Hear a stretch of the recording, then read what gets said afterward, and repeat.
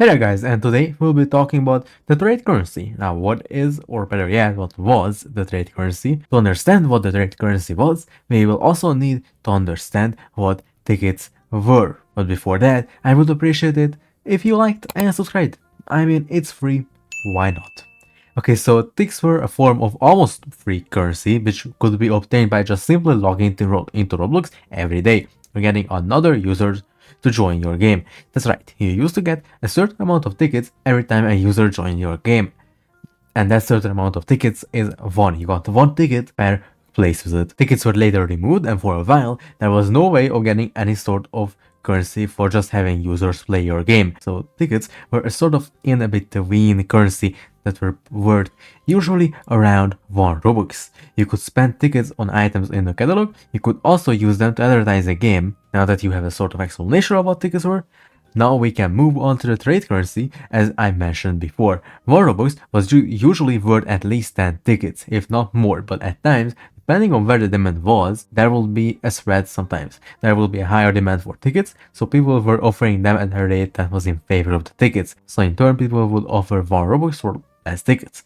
But sometimes there will be a higher demand for Robux and it will be in favor of the Robux. So in turn it will require more tickets per 1 Robux. 1 Robux for 10 tickets is just an example of the rate. Most people were trading for much larger amounts.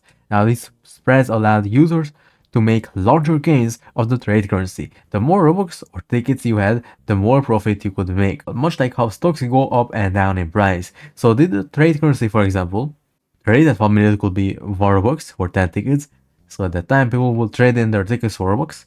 Let's do some math here. Say we started at 10,000 tickets. At a rate of 1 Robux for 10 tickets, we would trade those tickets in for 1,000 Robux. A couple of minutes later, the rate changes in favor of Robux. So now 1 Robux is trading for 15 tickets. We could then trade our Robux back to tickets.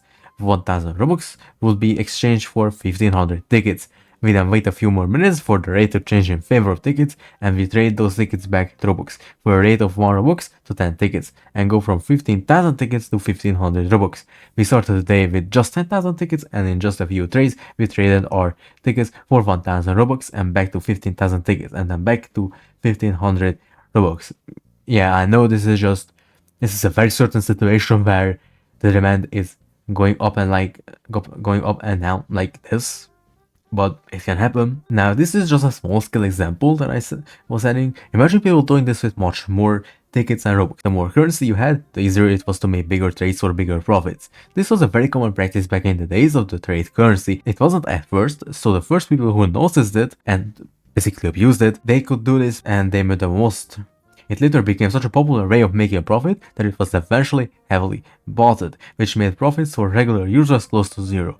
Under regular users, I mean people who didn't use bots. Well, now you know what was the trade currency and you're up to date with the trade currency. So yeah, that's all about the trade currency. Follow me on Roblox if you want to. Thanks for watching and I will see you guys in the next one. Bye.